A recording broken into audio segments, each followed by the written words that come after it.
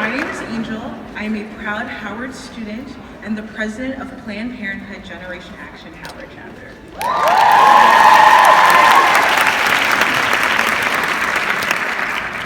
I want to make something very clear. Reproductive rights are human rights. Reproductive freedom is freedom, and our generation's voices matter. Since the overturning of Roe v. Wade, there have been countless attacks towards diminishing the reproductive rights and freedoms of people across the US. Since June of last year, 19 states have either banned or severely restricted abortion access. This means that people that needed care couldn't receive it. We've been here too many times before. There is a history in this country of communities fighting to be seen as human and deserving of human rights. This most recent attack on our reproductive freedom is just another marker of a decades-long fight to control our bodies and take away our humanity. We need to be conscious of what and who we are here for. We are all here for different reasons, but what matters is that we're here. I became president of Planned Parenthood Generation Action Howard University chapter because I believe that any effort or step towards protecting my freedom and the freedom of women and people in this country is more than worth taking.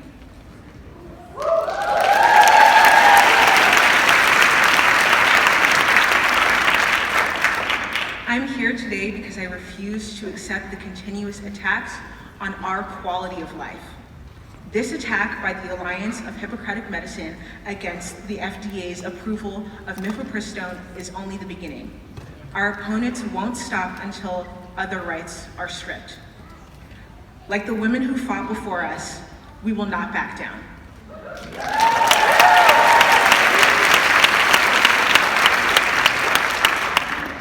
Reproductive freedom is connected to everyone. This is everyone's business. Your access to healthcare is in danger.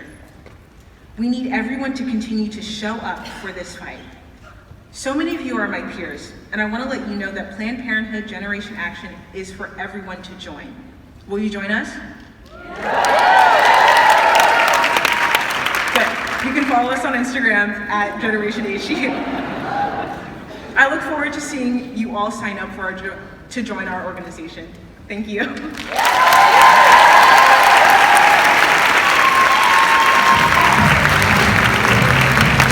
Political Director of the American Civil Liberties Union, Deirdre Schiefling.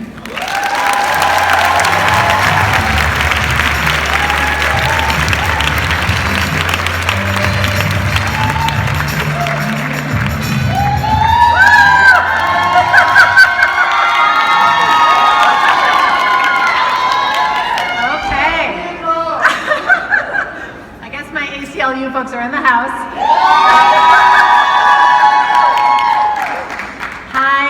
I'm so happy to be here with all of you at this crucial moment for reproductive rights. I'm Deirdre Schiefling here from the ACLU. For weeks, access to a medication that is used in most abortions was on the brink of being banned because extremists and fringe judges let a case go forward that should have been laughed out of court.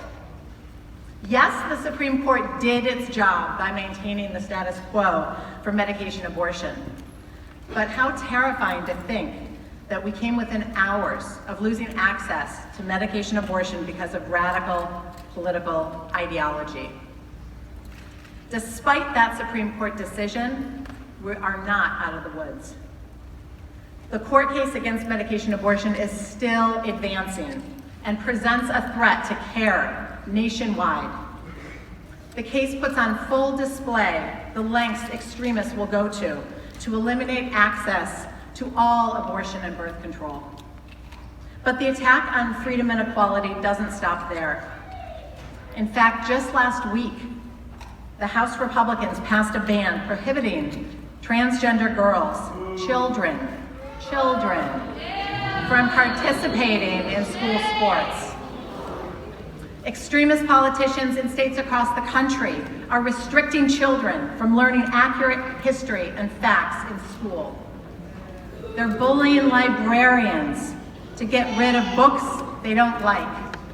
And they're undermining every person's right to freely and fairly participate in our democracy. Are we gonna stand for that? No! But good news, the majority of Americans don't want this version of our country. They want every person to be able to freely chart the course of their own lives. And this conflict between the American people and extreme politicians presents us with an opportunity. It's an opportunity to engage those energized voters, the voters who just sent a message loud and clear to protect abortion access in Kansas, in Kentucky, in Michigan, and most recently in Wisconsin.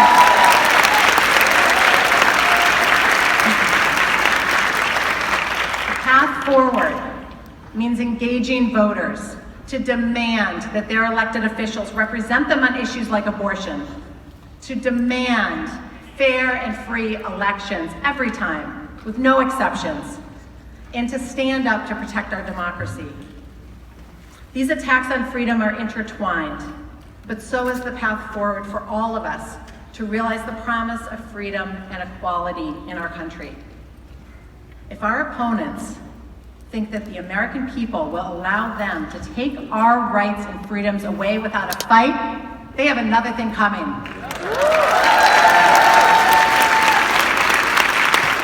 We know when voters get to decide, they choose reproductive freedom. When voters get to decide, they choose democracy. They choose a country where kids get to be who they are, not who politicians tell them they should be.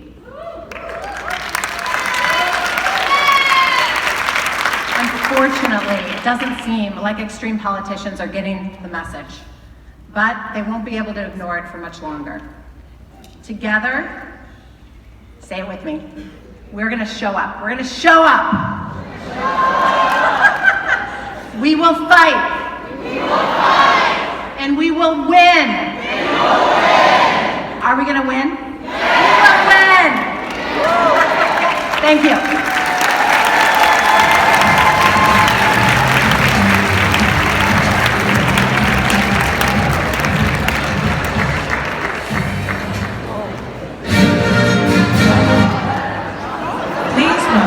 The president of Emily's List, LaFonza.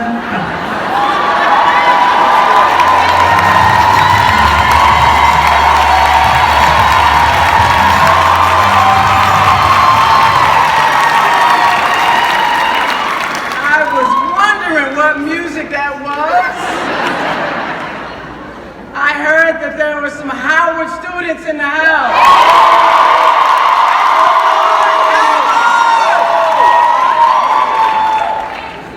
You all, please, I cannot do that on your behalf, but I want to encourage you to do it one more time. Yes! I am so excited to be here as a fellow HBCU graduate.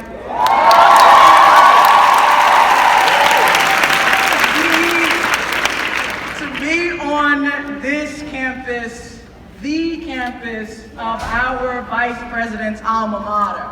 You guys should be claiming and repping so proudly. Look, this is the campus where student activism has driven so much change, not just in the United States, not just in Washington, D.C., but so much activism has been driven around the world because of the activism of students here at Howard University. It was the student activism that led to the appointment of this university's first Black president.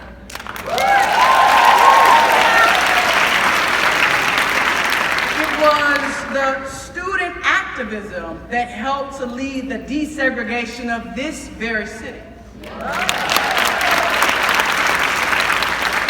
It was the student activism that chose to leave the comfort of the Mecca to go down south, to travel and lead the civil rights movement and support civil rights leaders in places like my hometown across Mississippi. That kind of activism emanates from the history of this university.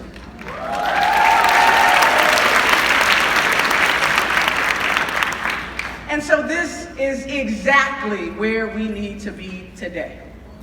It's exactly where we need to be today, because it is that kind of activism, that kind of leadership that is going to fight forward for our country and make sure that women and girls have the right to make decisions about their own bodies. It's that kind of activism that emanates here from Howard University that we need. It is that kind of activism, that demand for dignity and equality, for reproductive justice and freedom. It's that kind of activism that inspires me each and every day to wake up and do the work that I do at Emily's List, ensuring that women, pro-choice women, have the opportunity to be at every decision-making table that they choose to be.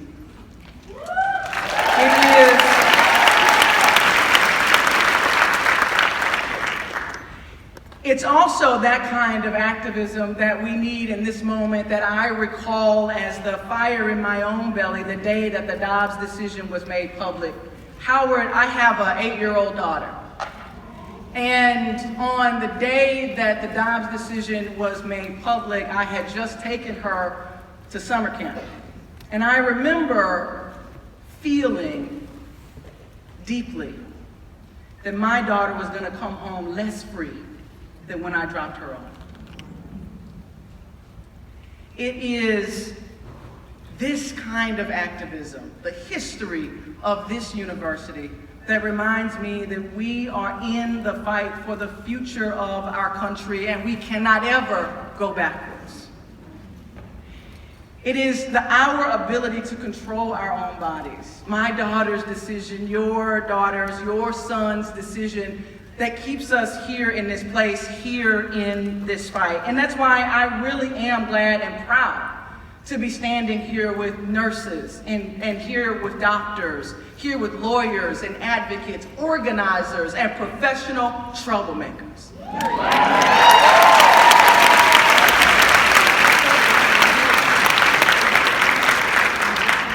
Because I'm clear that if we don't fight this fight today, that the future that our children deserve will be lost.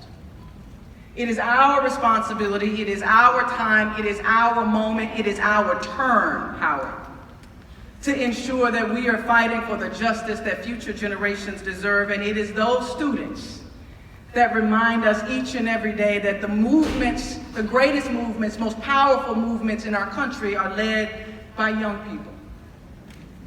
And so we need you today, Howard, in this fight. We need you as your professional troublemaking self. We need you in this fight to ensure that we are building the future that our families, our communities deserve. And so we're counting on you. Are you ready to join the fight? I'm sorry, I thought I was at Howard. I'm gonna ask one more time. So we need you. Are you ready to join the fight? The future depends on us. It depends on us choosing to stand up. It depends on us choosing to fight back. It depends on us choosing to stare down every MAGA extremist who would want to stand in the way of the future of our families. And so I ask you to affirmatively make that choice. Howard, are you ready to choose to stand up? Are you ready to choose to fight back? Are you ready to choose to hold those accountable who would stand in our way? Are you ready to choose to support democratic pro-choice women? And they are ready to choose you. Thank you so much for being here. I'm excited to stand with you.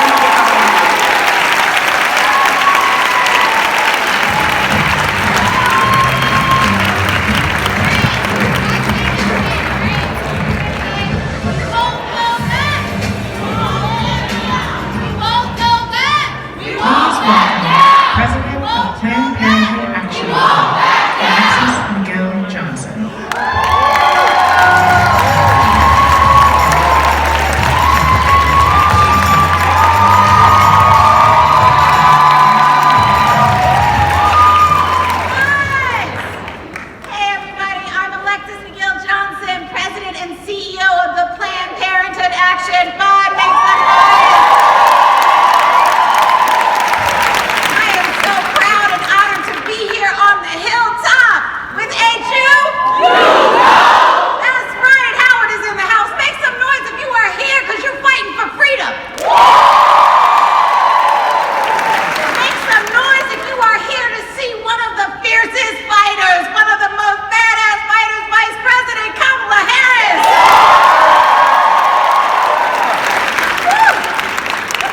Let me tell y'all something. We are living in a moment right now. It has been 10 months since the Supreme Court took away our power to control our bodies and gave it to the states. It has been 10 months since 1 in 3 women and more trans and non-binary people can no longer get access to the care in their own home. These abortion bans in 19 states in just the last few weeks, North Dakota yesterday, Florida last week, they are not stopping. They are doubling down. They are coming for our freedom to be who we want to be, to love who we want to love, to show up how we want to show up, to learn what we need to learn. They have showed us over and over again, they have given us their playbook. They have told us who they are. And what did Dr. Maya Angelou say? Believe them.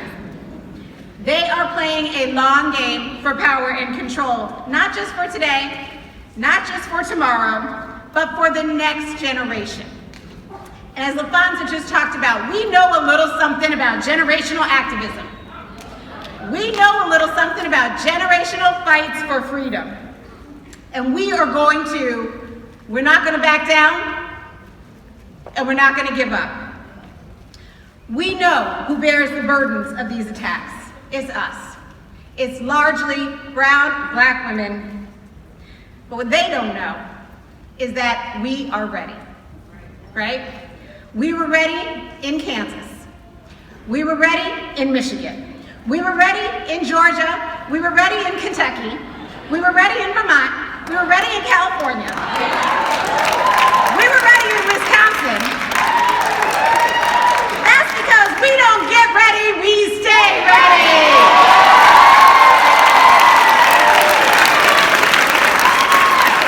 I tell you, we are in a moment, make no mistake, but you are the momentum. Okay? You are powering us. You have shown us that we cannot back down from a fight.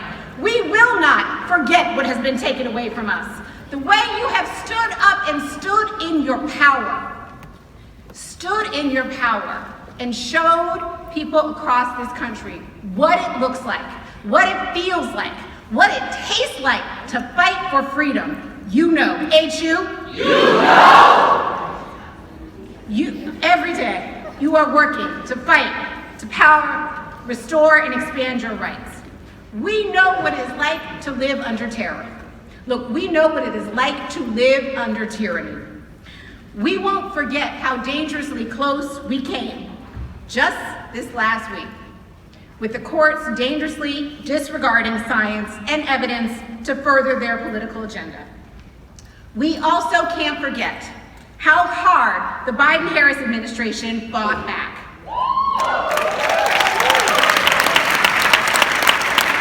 And while the administration has been fighting for us in the court, you have been showing up in our communities and in our streets, all of this amazing advocacy helping every single patient and provider deliver the care that they need. This is our moment, but you are the momentum. Now, I know Fonza gave a litany of all the incredible alumni who have passed through these halls, who have led fights to challenge segregation and all other kinds of injustices. But I used to work for another alumni, Diddy. And if he were here, he would say, can't stop, won't stop.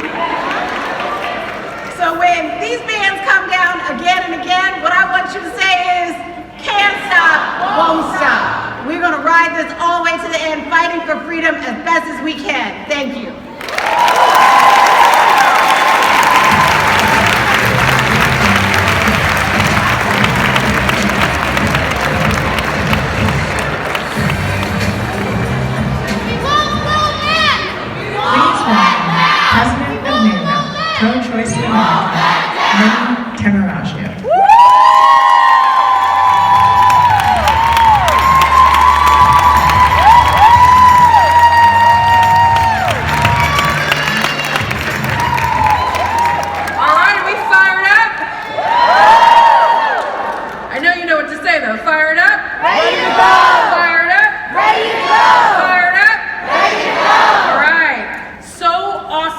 with you tonight. Howard University, it is an honor. I'm Minnie Taraju. I'm the president of NARAL Pro-Choice America.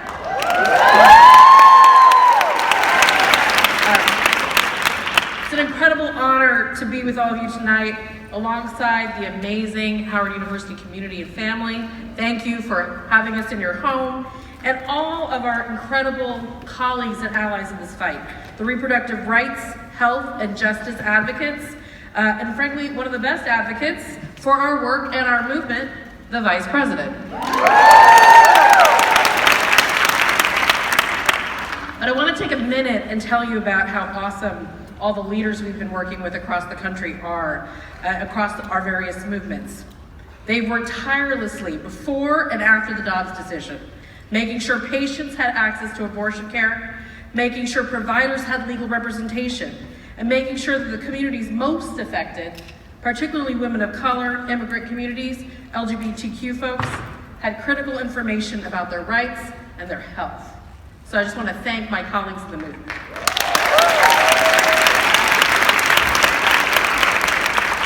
These leaders and advocates represent the best of us, and we are so, so grateful to fight with them and stand beside them. And at NARAL, we represent the 8 out of 10 Americans who believe that everybody, no matter who they are or where they live, should be free to make their own decisions about their own lives.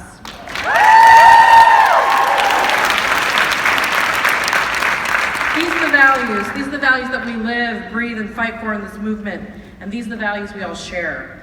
But despite the fact that the majority of Americans support the right to legal abortion, including more than half of Republicans, it's important, that's why we're seeing so many confused candidates on the other side, anti-abortion extremists refuse to abandon their efforts to gut reproductive freedom. I want to be clear that these attacks on our health, on our well-being, are as wide-reaching as they are cruel. They've gone to extreme lengths to take away your rights, but we refuse to back down from this fight, not when our fundamental rights are under attack, but especially not when we have all of you and the Vice President of the United States in our corner.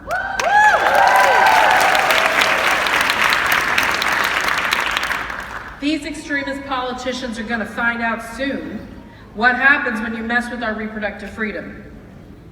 American voters are going to show up at the ballot box and relieve them of their jobs.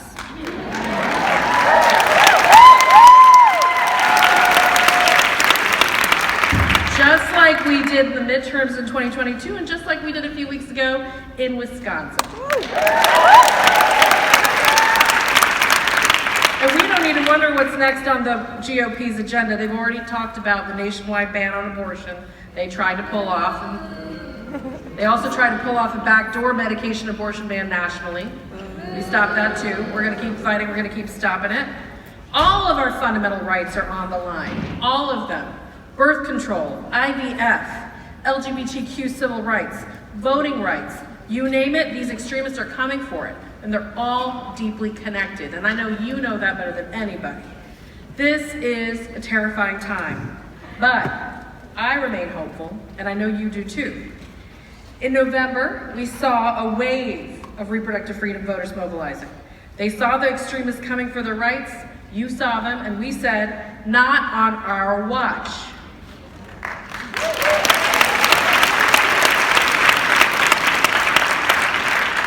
And together we've brought this fight to every corner of our country, from Kansas to Michigan, Pennsylvania to California, and make no mistake, we are not slowing down. Earlier this month, we did it again. We flipped the makeup of the state Supreme Court in Wisconsin, and we're going to keep fighting. And together, yes, we can give it up for Wisconsin.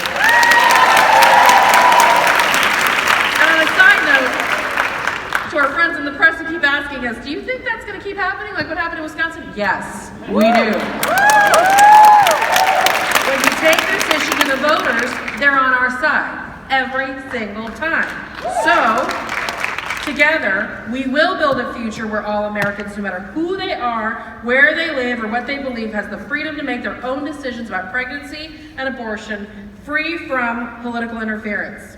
And Vice President Kamala Harris and President Joe Biden have our backs in this fight.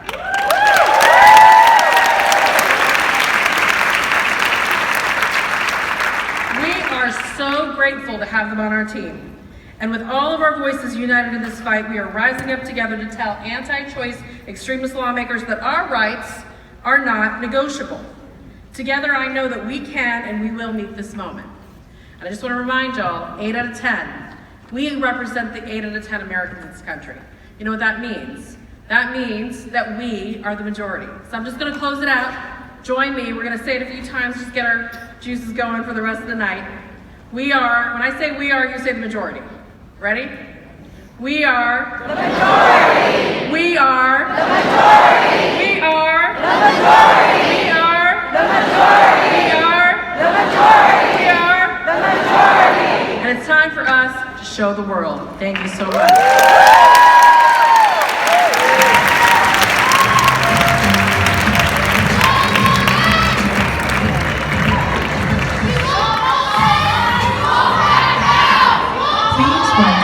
Reproductive healthcare provider, Dr. Serena Floyd.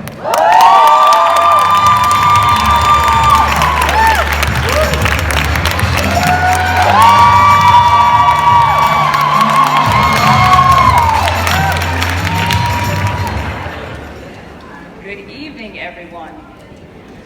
As was mentioned, my name is Dr. Serena Floyd. I use she, her pronouns, and I have never been more proud that I am a board-certified OBGYN and an abortion provider.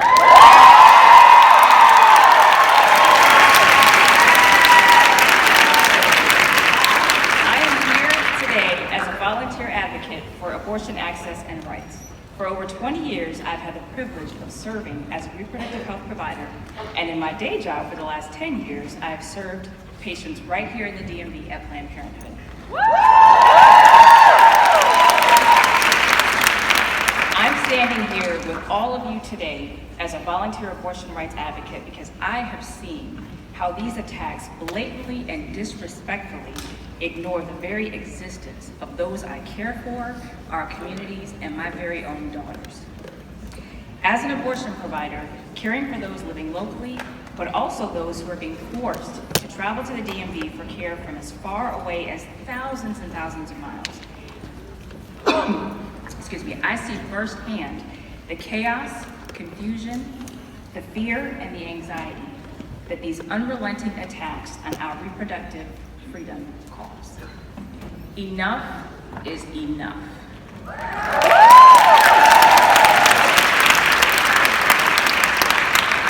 Everyone, no matter their skin color, where they live, how much money they make, how old they are, their gender identity, their immigration status, or their disability, everyone deserves access to abortion because abortion is health care.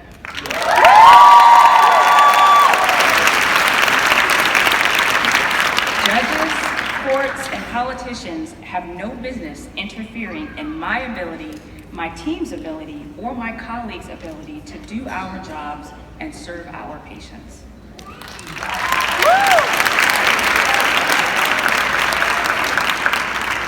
Healthcare needs to be made more accessible, not harder.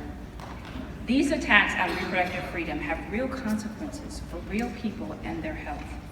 But this movement will continue to fight back. Our collective resilience and our fierce determination to keep showing up, to keep fighting, to never back down, and to never relent will guarantee that in the end, it will be us who remains.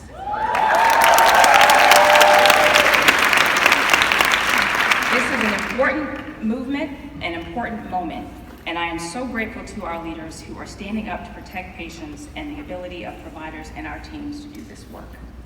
In the days to come, I will see patients who are seeking abortions, and I will continue to do my job, the job that I was trained to do, the job that I'm proud to do. I will continue my advocacy for this fight.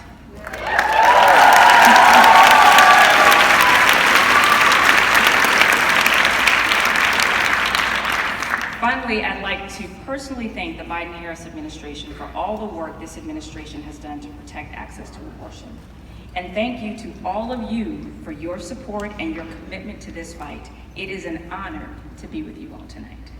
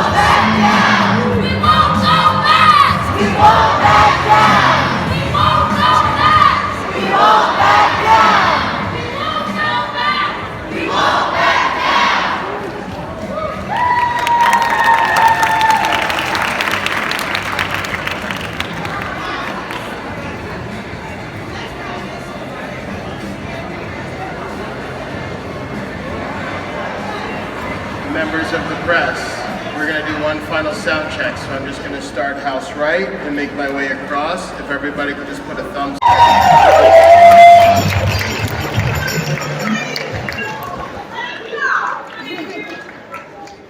Thank you. Good evening. My name is Brittany House, and I'm a patient advocate with the Planned Parenthood Action Fund.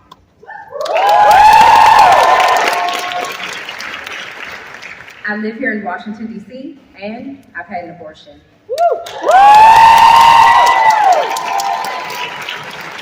Specifically, a medical abortion. In 2012, I had recently graduated from Howard University, and I found out I was pregnant. At age 21, making only $50,000 a year, I wouldn't be able to support myself or my child. I had more degrees I wanted to obtain, I had 3 roommates, and I was with a partner with whom I didn't see a future. He would eventually become abusive, something I shouldn't have to reveal to strangers or politicians in order to have my choice respected or heard.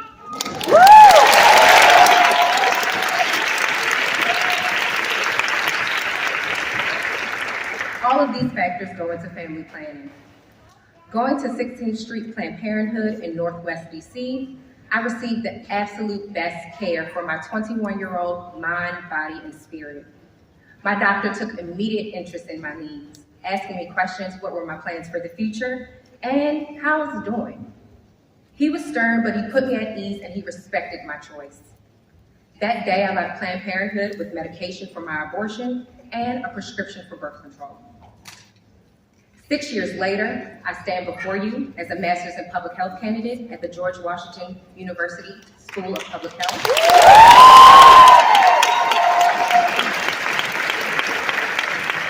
And I hope to someday be an OBGYN.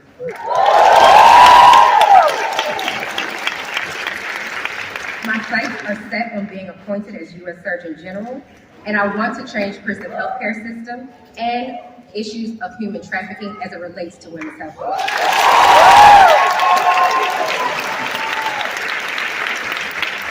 As I accomplish those goals, I look forward to expanding my family when I choose to do so.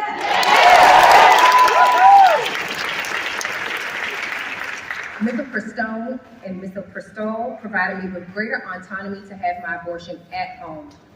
I was comfortable and I was able to go through the process on my own terms. Not to mention, it was the safest option for me. And all patients should have access to the most secure options for their medical needs. Because I was in DC, I wasn't forced to wait 24, 48, or 72 hours to make a decision I had already known. I didn't have to undergo a medical unnecessary ultrasound, and I didn't have to drive hours, miles, or states away.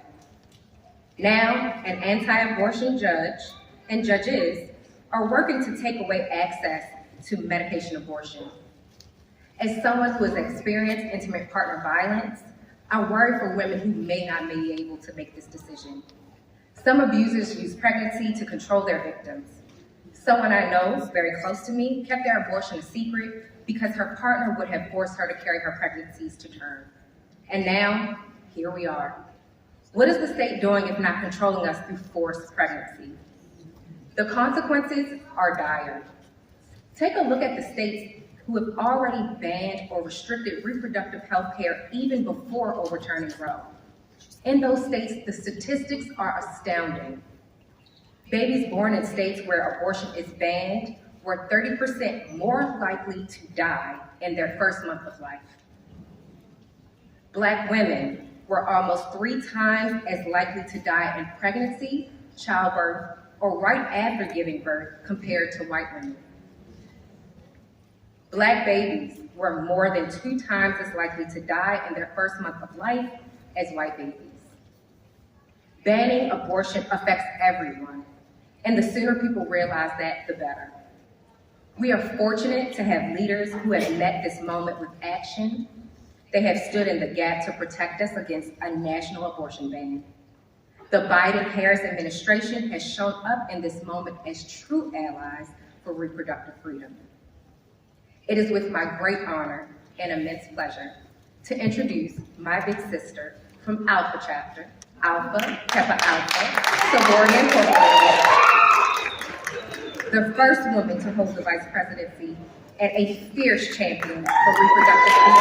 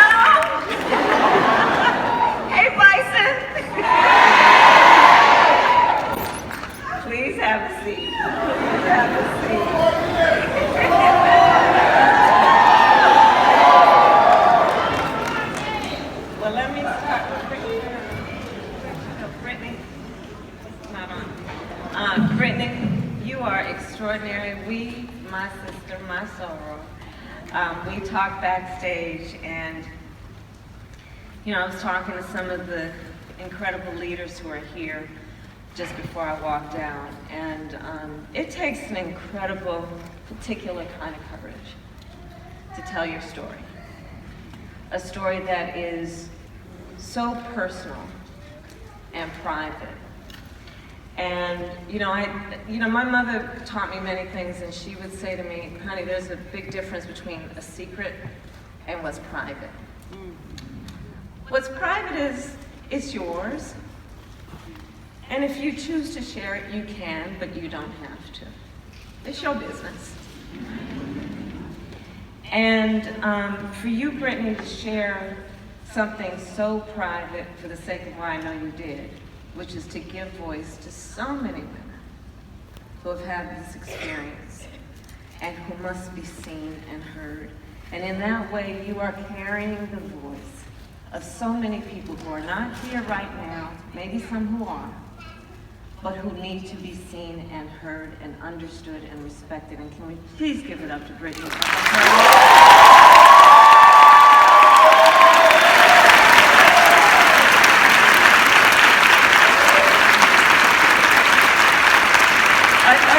Dr. Brittany. So I want to thank the heads of NARAL and Planned Parenthood and Emily's List and the ACLU. All here, where are you? Thank you for the leadership. There are members of Congress here, and of course there are the students of my alma mater and the one and only Howard University.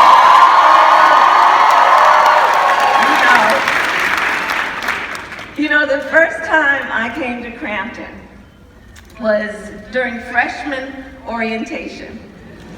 And I stood in the back of the room, I'll never forget, during orientation. And I would meet that day, as it turned out, people who became lifelong friends. People to whom I became a godparent to their children. There is so much about my education here that informed everything about who I am today. In fact, the first office I ever ran for was what was then called Liberal Arts Student Council, freshman class representative at Howard University. It was a very difficult race. I ran against Shelley from New Jersey, but I'm from Oakland, so it worked out. And think about that. And now I stand here. Proud to run for re-election with President Joe Biden as Vice President of the United States of America.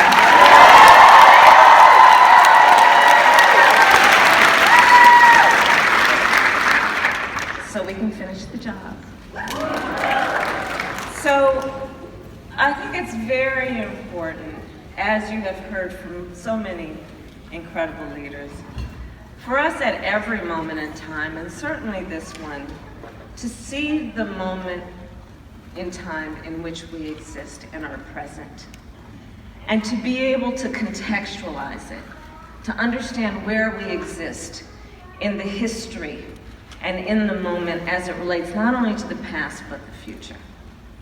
And I will say to everyone here that we are living, I do believe, in a moment in time where so many of our hard-won freedoms are under attack, and this is a moment for us to stand and fight. You know, when you think about the fact that on this issue of a woman's right, a person's right to make decisions about their own body, and how that right is under attack. If you think about it, I say, to my fellow bison, when we think about the role of the United States Supreme Court and all that is supposed to be, and yet, in our recent memory, the highest court of our land, Thurgood's Court, took a constitutional right that had been recognized from the people of America, from the women of America. Fundamental freedoms are under attack in our country today, and it is the tradition of this university, and dare I say the tradition of our country, to fight for freedom, to fight for rights, to fight for the ability of all people to be who they are and make decisions about their own lives and their bodies. This is the moment we're in. And think about what happened after the highest court in our land did what it did. Think about what happened.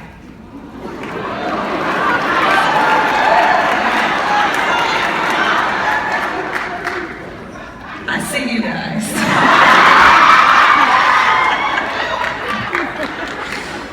Think about what happened. So the highest court in the land took a constitutional right, and then so-called leaders, extremist so-called leaders, started proposing and passing laws that would criminalize healthcare providers.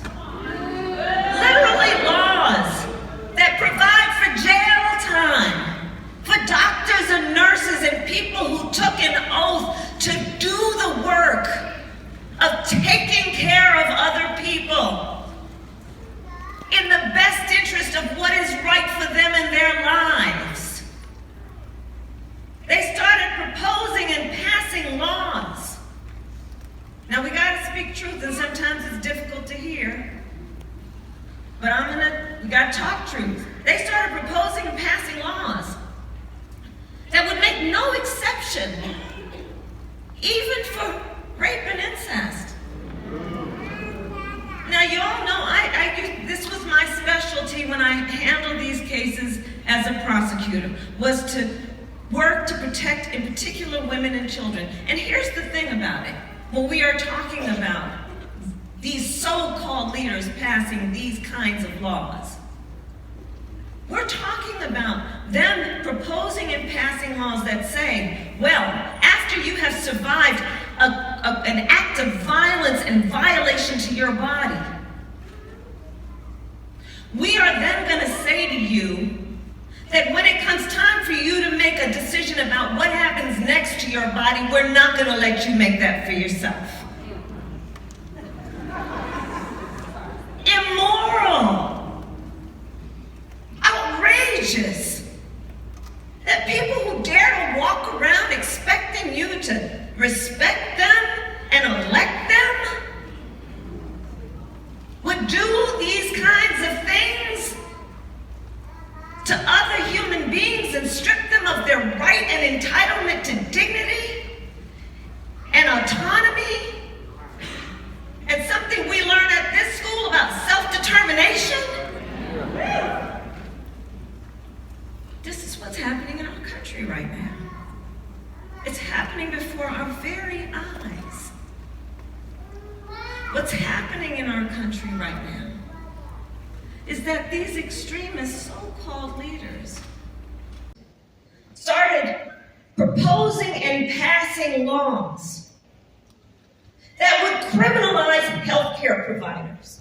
Literally laws that provide for jail time for doctors and nurses and people who took an oath to do the work of taking care of other people in the best interest of what is right for them and their lives. They started proposing and passing laws.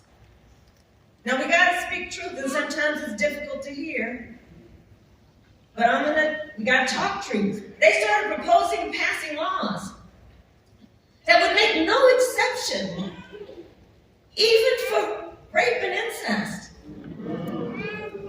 Now, you all know, this was my specialty when I handled these cases as a prosecutor, was to work to protect, in particular, women and children. And here's the thing about it. When we are talking about these so-called leaders passing these kinds of laws, we're talking about them proposing and passing laws that say, well, after you have survived an act of violence and violation to your body, we are then going to say to you that when it comes time for you to make a decision about what happens next to your body, we're not going to let you make that for yourself. Immoral. Outrageous. That people who dare to walk around expecting you to respect them and elect them would do these kinds of things to other human beings and strip them of their right and entitlement to dignity and autonomy, and something we learn at this school about self-determination. This is what's happening in our country right now. It's happening before our very eyes. What's happening in our country right now is that these extremist so-called leaders would dare to tell us what is in our own best interest. Well, I say, I trust the women of America. I trust the people of America.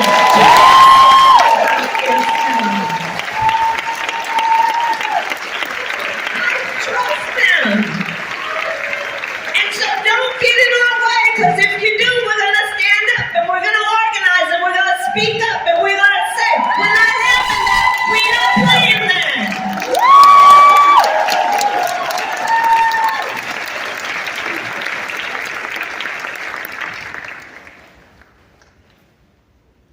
And I want to be clear about something. These extremists, so-called leaders, check out what they're doing. They're also saying they're going to ban abortion 6 weeks into a pregnancy. Well, clearly, most of them don't even know how a woman's body works.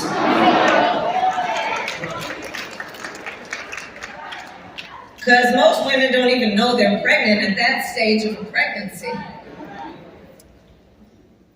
They're saying that they're going to make no exceptions, they're going to criminalize, and you've heard the horrendous stories.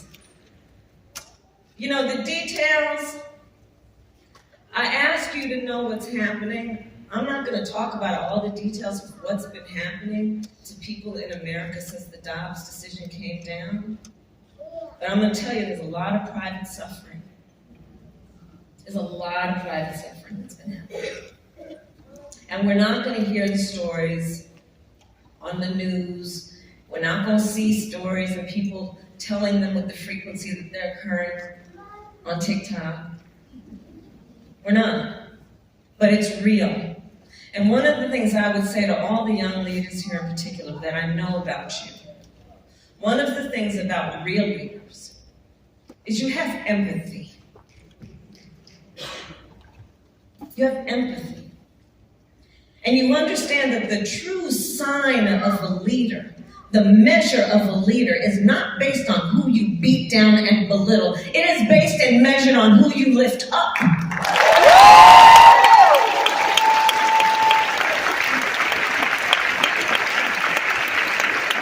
That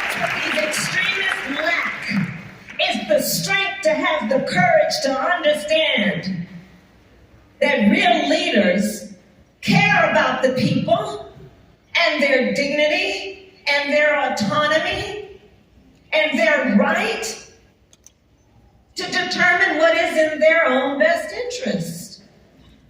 So this is where we are. This is where we are. And recently, so these politicians then started saying, well, we're going to hire some lawyers. And then these lawyers said, well, we're going to start looking around the country for where there are judges that were appointed by that last guy. It's called forum shopping.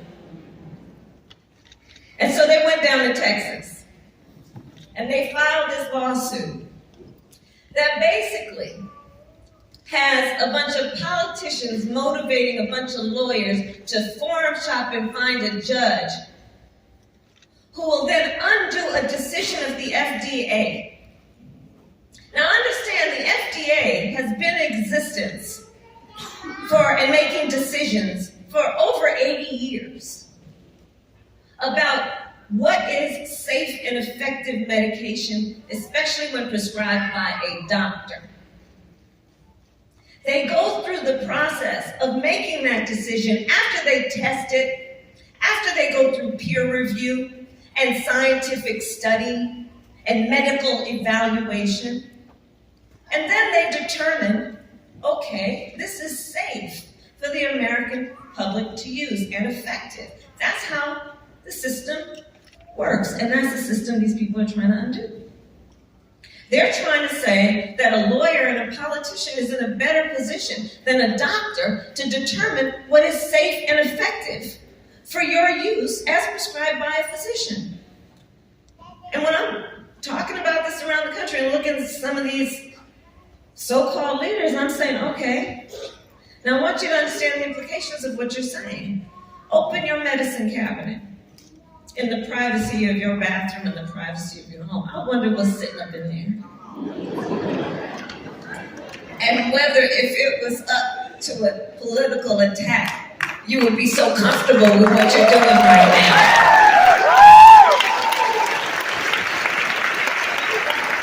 You don't want me getting in your business, do you? That's what's happening in our country. And you know, on this issue, I will say, it's really important to point out, one does not have to abandon their faith or deeply held beliefs to agree the government should not be making this decision from them.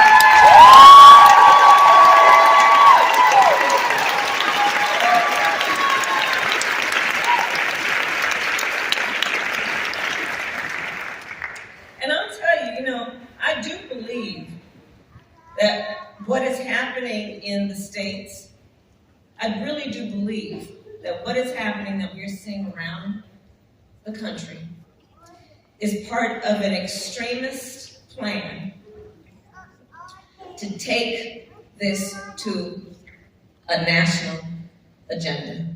This is a plan that is an agenda about a national plan. This is not just about the people of Florida. Not just impacting the people of Florida. That's not the plan. The plan isn't just about the people of Texas and attacking their rights. What we are witnessing, and be clear about this, is there is a national agenda that's at play. This is a national agenda. What they did with mifepristone, by the way, understand, the Supreme Court, they just stated, you know what that means? That's temporary. That's like, give us some time. Maybe y'all are too hot right now. We'll come back to that. That's a stay. That's temporary. If they determine to stand by that Texas decision, it will in effect be a national ban on abortion. Be clear. There is a national agenda at play by these extremist so-called leaders. And understand, when you look at what they are up to, their agenda is not only about attacking a woman's right to make decisions about her own body. This agenda includes attacking your very right and freedom to express your voice through your vote at the ballot box. That's part of this national agenda. This national agenda includes these extremist so-called leaders proposing and passing laws that include making it illegal to literally give somebody food and water if they've been standing in line for hours just to vote.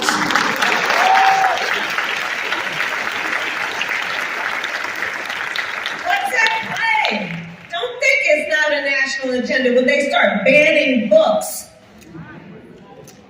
Banning books to stand in the way of a teaching America's full history so the truth can be spoken, so we can learn and do better. Understand what's at play. We can't sleep on this. Standing for ideas that say that people cannot openly love the people they love. You know what's happening with teachers down in Florida? Teachers down in Florida. You know, now they're talking about K through 12. Don't talk about your spouse if you're in a same-sex relationship or marriage. Teachers being afraid to have a photograph of their family for fear they will be punished or to lose their job just because they want to teach. See what's happening around our country. When I was sitting in this auditorium as a freshman at Howard University, I was so sure that the strength of our nation would continue to be an expansion of rights. I am so deeply troubled and sad to stand before Howard students and have the conversation we're having today, where there are so-called leaders who want you to bow down to them, to elect them, to praise them, to say they are strong when they are in the process of tearing down rights and freedoms. Understand what is happening in our country. This is not a time to sleep on this. We cannot sleep on this. There is a national agenda at play. There's an agenda at play that even went so far that they had to turn off the microphones on 2 young elected leaders in Nashville because they couldn't even stand it. They couldn't even handle it. They couldn't even handle it. And what were those leaders talking about? Stand strong and stand up to say we need to deal with gun violence. We need to pass reasonable gun safety laws. They couldn't even handle it. These people who want to call themselves leaders. They were so weak and lacked so much courage that instead of debating on that floor, they turned off the mics. Let's see, we will not be deterred. Anybody got a bullhorn? We will not be deterred. Understand where we are at this moment. So when we look at this issue, I think we all here know the people will not be deterred. The people will not be silenced. We all understand we must, with a sense of clarity and purpose, understand where we are right now at this moment. And then we must look at each other and look in the mirror and say, I'm not having this. I will stand up for what I believe in, because I believe very strongly, if you know what you stand for, you know what to fight for. You know what to fight for. And so I'm looking at this audience and I'm asking, who here stands for state legislators and members of Congress to go into those rooms and vote based on courage and what they know is the right thing to do instead of kneeling down to special interest? Who here stands for the rights of people and folks to love who they love openly. Who here stands for the rights of people to be free from the violence of our children, to be free to go to school and not have lessons about crime and closet? Who stands for the right of our children to learn the full history of America?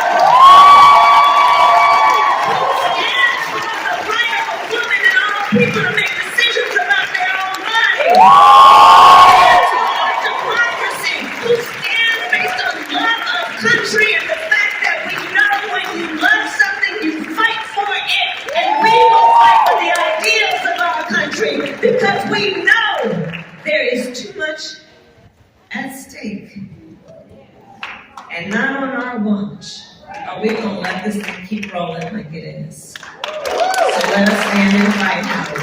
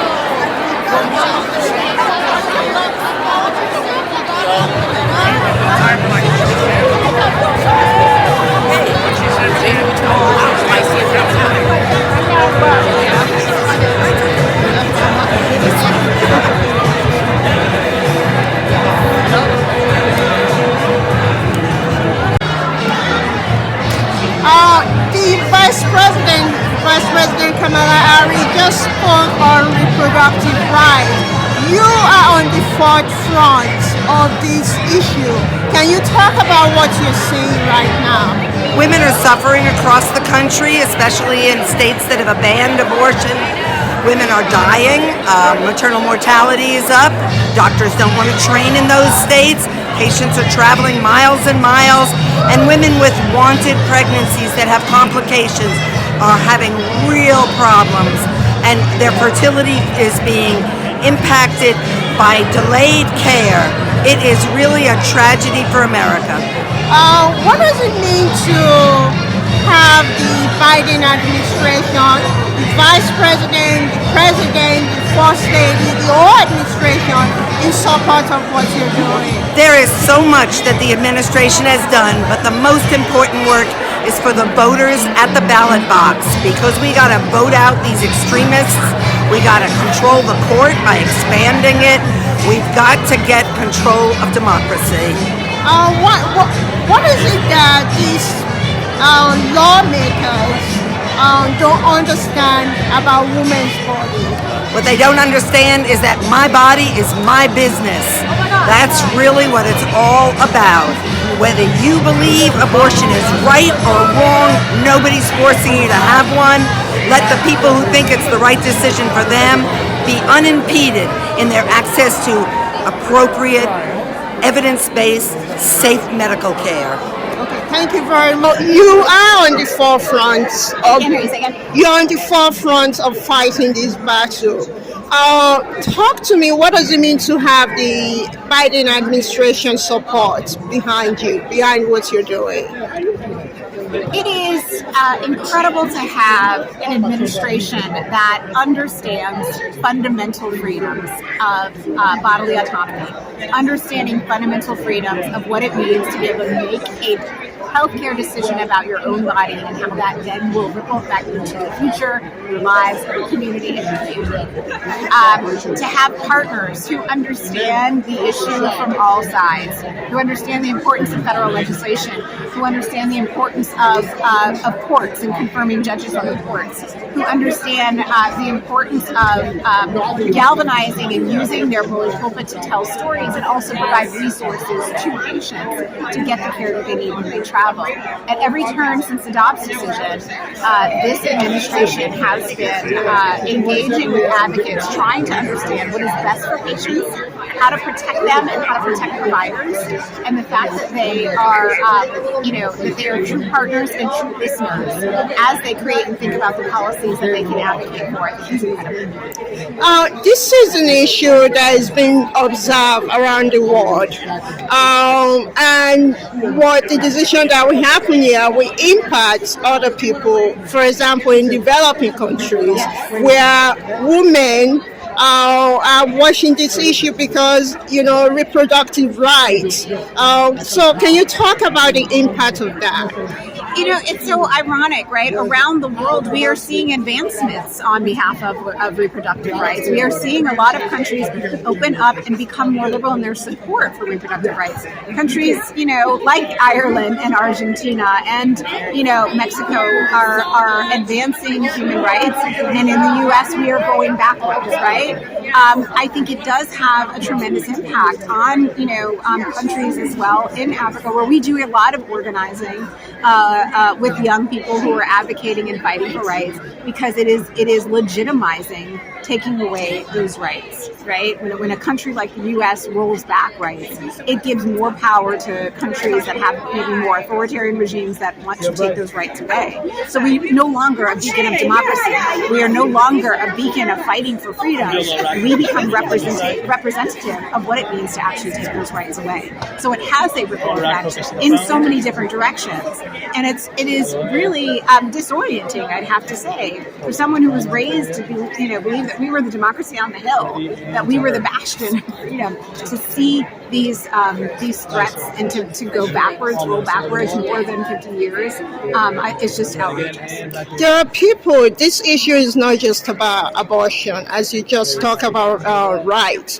This issue impacts women significantly, economic empowerment, labor. Can you talk about that, especially for women in developing countries, in Africa, in Caribbean, in Latin America? That would significantly be impacted. The USAID that provide funding for birth control, so women can make decisions about their own economic empowerment. When you cannot make a decision about if and when, how many children you will have, right? It impacts your ability to engage in education, in the workforce, to take care of the families that you have. The majority of people that seek access to abortion are already parents. They already have made a decision about their family. And to take away the right to say that this is the family that I want because he no longer will provide access to that care is criminal. And so I think that, again, the ripple effect of what is happening in the U.S.